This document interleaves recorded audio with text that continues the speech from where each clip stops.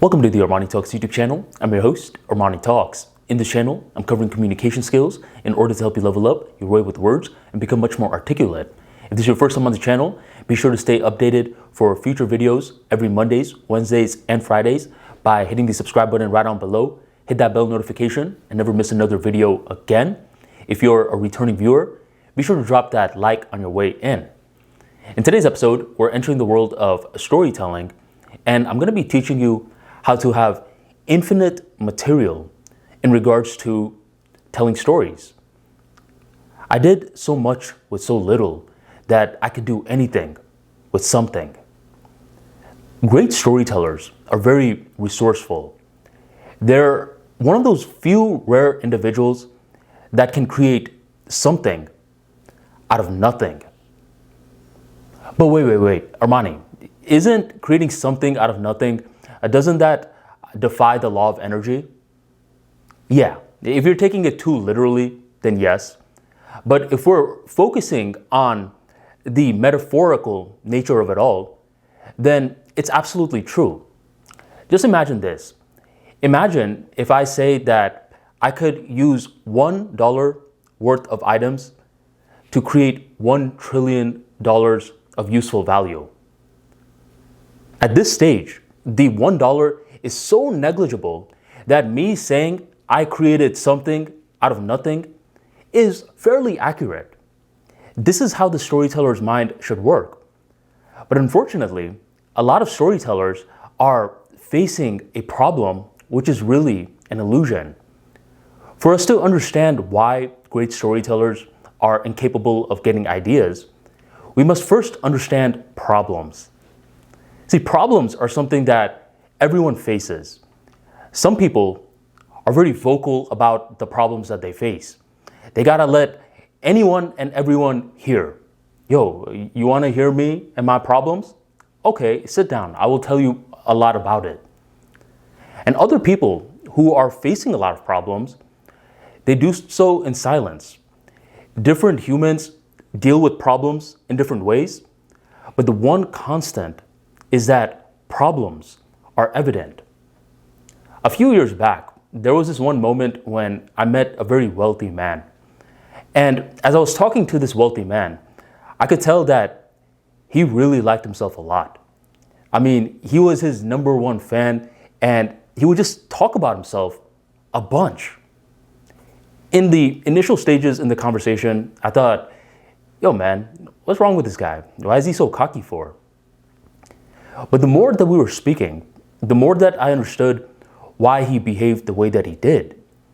This guy was very, very close to being self-made. He did a lot of things on his own, and he pretty much created his own entity within his own industry. So I'm like, go ahead, brag away. As we were talking, he was like, yo, Armani, I want you to know something. There's two kinds of money problems out there. One is that you don't have enough money. And two is that you have too much money. When he said that, I was thinking he was joking for number two. For number one, I get. I'm sure a lot of people have been in that stage where they didn't have enough money, and they know because that's a problem. But what do you mean that it's a problem to have too much money? And that's when this gentleman was talking about problem number two. He's like, at this stage of my life right now, I have problem number two. I have no clue if I have a real friend. And he was silent after he said that to exemplify the importance. How does he not know if he has a true friend? It's because all of his friends are aware of how much money he makes. And whenever they're going out, he's always expected to cover the bill. Whenever his friends can't afford their own mortgage, guess who they call asking for a favor? And recently, what happened to this gentleman was that one of his friends ended up going to jail or prison, I can't quite remember, and he was convicted for a crime that this rich man did not morally agree with. When this guy asked to be bailed out, the rich man said, "No, I can't help you with this one." So the guy that's in jail, he starts bad-mouthing the rich man to the other friends, and now the other friends are turning on the rich man. Suddenly, the rich man realizes that he doesn't know if he has any friends or not. And as Notorious B.I.G. Made a song, more money, more problems. So number 2 is absolutely a problem. Now, with that being said, we gotta keep it real. Which problem in regards to money would you rather have? Would you have the first problem or the second problem? People who are in the first boat, who don't have enough money, they're like, listen, I will gladly take problem number 2. And people who have problem number 2 will say, I will gladly keep problem number 2. I don't want to struggle with not having enough money. Who cares? Who needs friends anyways? Okay? So in regards to the problems, I think it's quite evident that number 2 is much more appealing. With storytellers, there is also 2 different types of problems. One problem is that you don't have enough ideas. And number 2 is that you have too many ideas, but not enough time. For problem 1, lack of ideas is the issue. For problem 2, lack of time is the issue. Now, if you're someone who's struggling with problem number 1, you may be like, how can someone possibly have too many ideas, but not enough time? That doesn't even exist. But in reality, it does. Some of the most prolific creators out there, their problem is that they just have too many ideas. They just don't have enough time. Their fingers can move just so fast. Their mouth can move just so fast, but their ideas are infinite. And here's the thing. People who are suffering from problem number 1 in terms of stories, they're like, I will gladly take problem number 2. And people who have problem number 2 are like, I will gladly keep problem number 2. I don't want to struggle with a lack of ideas. Now you may be wondering, well, what gives? Why the complete disparity? Why is it that one group cannot get ideas and the other group can't help but get ideas? And this is when, we could focus on the derivatives too much, but I would urge us to focus on the fundamental belief. It all comes down to the fundamental belief. One group thinks that there's no such thing as an original idea, while the other group thinks that original ideas is the only goal. This first group, there's like this platitude nowadays, and it's not even new. It's been a platitude for some time where people are like, there's no such thing as a new idea out there. All ideas have been taken, and you'll discover this once you're well read. I actually knew this one pretty respectable gentleman who, for the most part, I agreed with a lot of things with. But then he started to give me this, what I consider ridiculous platitude, and he's like, trust me, man, there is no such thing as new ideas. Don't even bother. And he believed it. See, you become the information that you put faith in and the information that you repeat. And number 2 will only happen once number 1 has been activated. You're not going to repeat information that you don't put faith in. So this individual is truly believing that there is no such thing as a new idea. I would argue that all ideas are unique when you look at it from the right angle. 2 individuals, Peter and Jacob. Peter is rising in his company. He wants to be a full-time employee for the rest of his life. And suddenly, as he's about to reach the peak, he gets fired. And once he gets fired, other people are not hiring him in his industry. So what he decides to do is he decides to start an e-commerce business. He spends the next 2 to 5 years learning the ins and outs of online business. And eventually, he's making more money than his corporate job. His insight is that you can make a living through doing business, and it's respectable.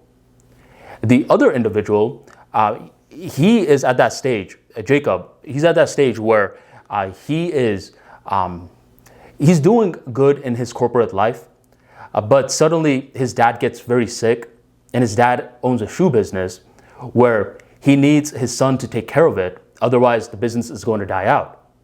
So this individual, Jacob, decides to willingly quit his job and start the business. And he's eventually, within 3 to 5 years' time, capable of making the business very successful. And he reaches the same insight that you can make a living out of business. Both Peter and Jacob have reached the same exact insights of the value of business, but how they reached it was completely different.